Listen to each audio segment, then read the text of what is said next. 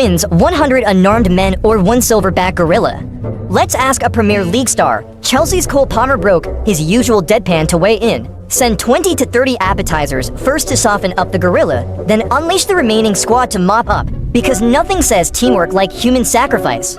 With style, he even joked, if it's 100 of me versus 1 gorilla, we've got a chance, because who better to outsmart a beast than dozens of your own clones? Fans went wild calling him the tactician we never knew we needed. Teammates half-jokingly asked, next debate, 1 Palmer versus 100 gorillas? Moral, never underestimate a midfielder with a gimmick. In 1976, at the Korean Demilitarized Zone, nobody was arguing over missiles or ideology. They were squabbling over a poplar tree, a 50-foot poplar that blocked the view of U.S. sentries. The solution?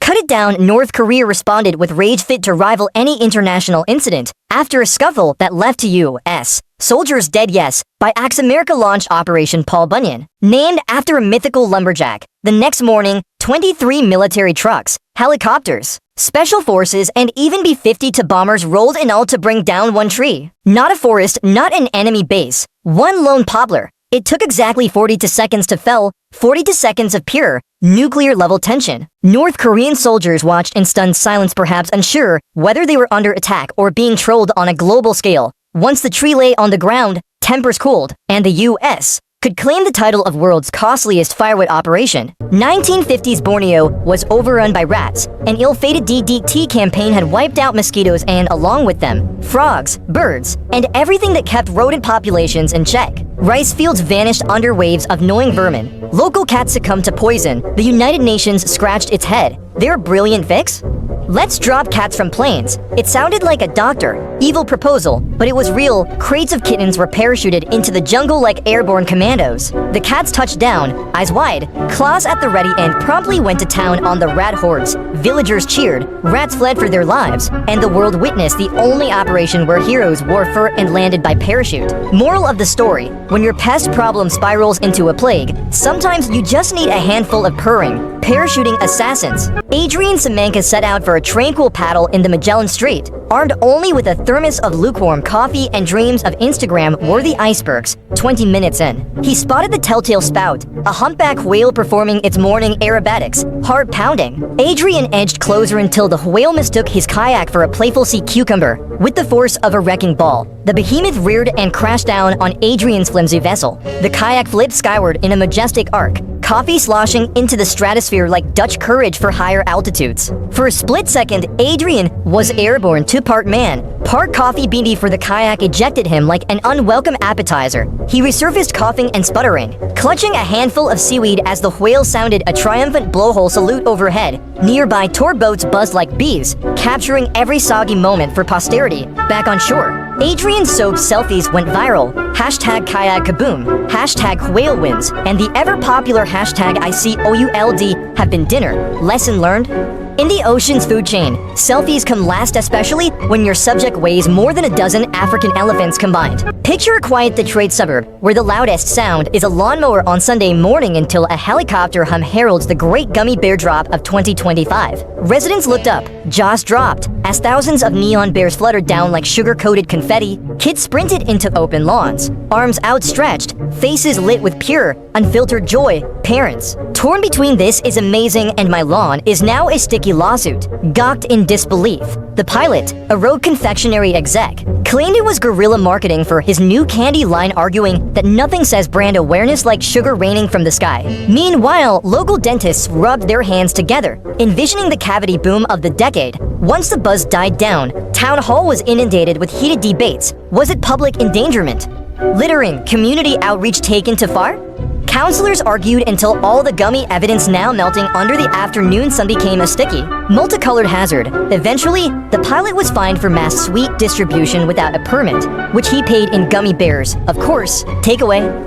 If you ever need to lift spirits or cavities, remember, a helicopter full of confections is a high-altitude way to make an impact. It was a sultry summer evening at PNC Park, and fans were feasting on hot dogs, beer, and America's pastime until one particularly audacious spectator decided to spit on a stadium attendant. Gross, absolutely. Wise?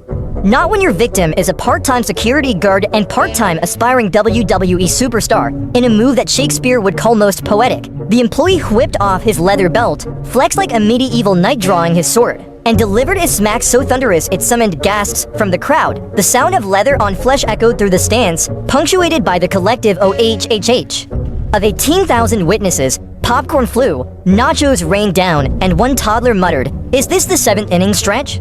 The attacker-turned defender stood triumphant, belt still in hand, as paramedics rushed forward not for blood, but to pry a dozen dropped smartphones from the jaws of excited onlookers snapping victory selfies. Pirates management later released a statement dripping with corporate seriousness. "We do not endorse belt-based justice.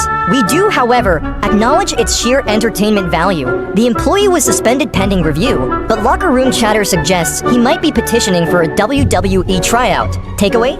If you're at a ball game, keep your saliva to yourself unless you crave a leather souvenir delivered at high velocity. Imagine sneaking past barbed wire, avoiding stray dogs, and tiptoeing through radioactive ruins only to find the world's most forbidden nightclub. That was the scene in 2019 when a group of underground DJs decided that an abandoned power plant, with its intact turbine hull and suspiciously low rent, was the perfect spot for a techno showdown. At midnight, glow sticks illuminated cracked control panels, bass lines vibrated through corroded catwalks, and dancers, some decked in gas masks, others in glittery hazmat suits, raged under flickering emergency lights. Above the music, the Geiger counter punctuated the beat with its frantic clicks, as if nuclear fallout itself was nodding along. The IP guests ranged from adrenaline junkies to amateur urban explorers desperate for the ultimate Instagram moment. Meet raving in 3 sieverts per hour. By sunrise, attendees emerged blinking into the overgrown courtyard, faces smeared with glow paint and their bodies humming from radiation. Nor was it just exhaustion. The hashtag Chernobyl Club was born, sending shivers through social media. Locals found empty pill bottles, broken speakers, and one suspiciously intact disco ball hanging from a decaying beam. Authorities eventually raided the site, but participants traded tales of the night the atom danced and none sounded sorry. 1978 was the ultimate test of Vatican inner strength, as Catholics worldwide experienced 3 elections faster than you can say Hail Mary. It began with Pope Paul VI, who closed the year with his final benediction. 2 weeks later, Albino Lucini ascended as John Paul I, only to vanish from his papal apartment 33 days later, sparking more conspiracy theories than a Hollywood thriller. Cue the Conclave sequel. Cardinals locked themselves away again in the Sistine Chapel, this time emerging with Karol Wojtyła as John Paul II. The crowd erupted, fireworks ignited metaphorically, and the new pope had the distinction of serving longer than his 2 predecessors combined. Tourists who rushed to Vatican City that year discovered souvenir shops switching stock 3 times, from Goodbye Paul VI postcards to Hello John Paul I mugs, then Welcome John Paul II t-shirts, all in under 12 months. Historians still debate whether it was divine will or cosmic coincidence, but one thing's for sure, 1978 sold out on papal memorabilia. Lesson?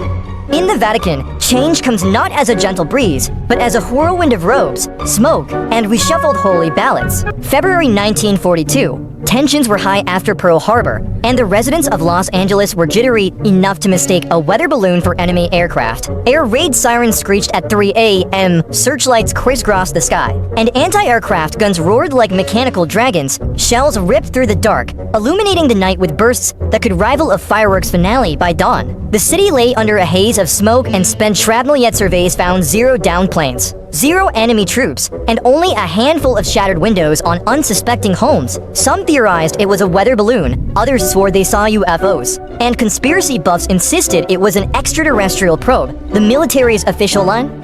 Friendly fire against nothing. Civilians, on the other hand, just wanted a refund on their broken skylights and a consoling slice of early morning pie. Takeaway, in wartime paranoia, even a harmless piece of rubber can trigger a city with barrage, and your grandma's wartime tales will always outshine your modern-day worries. In the summer of 1942, the sleepy town of Pascagoula, Mississippi, found itself stalked not by a serial killer, but by a midnight stylist. The phantom barber crept into homes under cover of darkness and gave slumbering victims, children and adults alike, a quick, unauthorized haircut. No ransom notes, no threats, just bangs lopped off in the wee hours. Parents woke to shrieks as they discovered uneven fringes, lopsided bangs, and a general population that resembled misfit mannequins. Neighborhood watch groups armed themselves with hairdryers and curling irons, determined to catch the caped caper. Rumors flew. Some said the culprit was a disgruntled cosmetology student. Others blamed a deranged ex-hairdresser seeking revenge. The town organized stackouts at barbershop mirrors, and one vigilant citizen even installed a tripwire across his bedroom door only to be awakened by the snap and the cold realization that his socks had been snipped instead of hair. Eventually, reports dwindled, and the phantom barber vanished as mysteriously as he'd arrived, leaving Pascagoula with one of the strangest local legends in American lore. Moral? Sometimes the scariest intruder isn't wearing a mask, it's wielding shears in the dead of night, turning your coiffure into their midnight masterpiece. IKEA, the only place where you go in for a lamp and emerge with a divorce, a new identity, and 38 tea lights, but for one brave soul in Sweden. The experience turned into a real-life survival movie. Meet Lars, 34, who reportedly got separated from his girlfriend somewhere between Stenstorp Kitchen Island and Björksta Wall Decor. After losing cell phone signal thanks concrete walls, Lars wandered through the store's never-ending labyrinth for 3 days, living off complimentary meat, balls, and bottled water from the display kitchens. At night, he slept on showroom beds, and during the day, he attempted to retrace his steps only to end up, once again, back at living room display 1-B. Employees assumed he was part of the store's immersive marketing. "We thought he was method acting," one said. He even made coffee in a fake French press. Eventually, he was found by a cleaning crew wrapped in a fleece throw, muttering, "There is no exit, only Billy bookcases takeaway."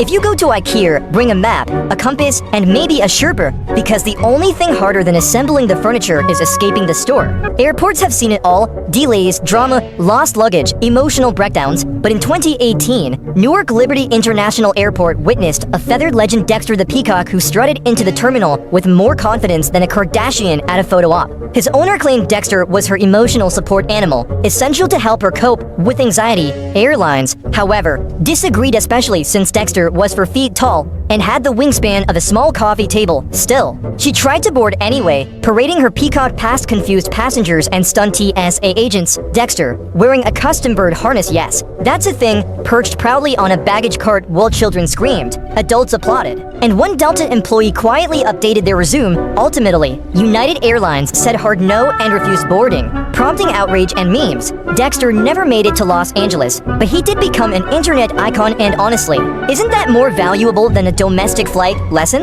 If you're flying with emotional baggage, maybe stick to therapy dogs, or at least birds that don't demand their own seat. Welcome to Fairhaven, Vermont. Population bored, so bored. In fact, they once elected a goat as mayor. Not a metaphorical goat, a literal one. Her name, Lincoln. Her job? None, but she won in a landslide anyway. Fed up with traditional politics and probably potholes, the town held a symbolic election to raise money for a playground. Kids nominated animals, adults voted, and democracy did the rest. Lincoln the goat took office in 2019, rocking a sash and being wheeled around in a red wagon like the majestic furry queen she was. Her policies? Eat grass, take naps, occasionally poop near City Hall. Approval ratings? Higher than any real politician could dream of. The only scandal during her term was when she tried to nibble on a ribbon during a ceremony. That's it. No corruption, no tweets, no lawsuits, just bleats. Takeaway? Maybe goats don't have the best urban planning strategies, but at least they're honest about it. Vote hoof, not human? Florida man is back, and this time, he brought back up. In 2019, police arrested a man suspected of training his pet squirrel to attack on command. That's right, folks, Pokemon but real. Neighbors claimed the man would yell at people while the squirrel darted from trees, chattering like a caffeinated ninja. Officers found the squirrel living in a cage. Looking suspiciously smug, the man denied the allegations, saying, "He's just a friendly squirrel." Animal experts were skeptical. "Squirrels aren't exactly trainable," said one, but the attacks kept happening. Mailmen, joggers, and one poor pizza delivery guy who probably rethinks carbs now. When questioned again, the man shrugged. "I didn't teach him to attack. I just fed him peanuts and played Metallica." Ah yes, the classic recipe for rodent rage. Moral? You can take the man out of Florida, but apparently you can't take the Florida out of the squirrel. In Japan, a man made headlines by marrying Hatsune Miku, a virtual pop star who doesn't exist outside a projection and a USB stick. The wedding had flowers, vows, and an AI-generated voice saying, "I do." Fast forward a few years, and reality hit harder than a Windows update. The software supporting Miku was discontinued, meaning his virtual bride was now, quite literally, offline. He could no longer talk to her. No songs, no holograms, just silence. "I feel ghosted," he reportedly said. "It's like she died." Now,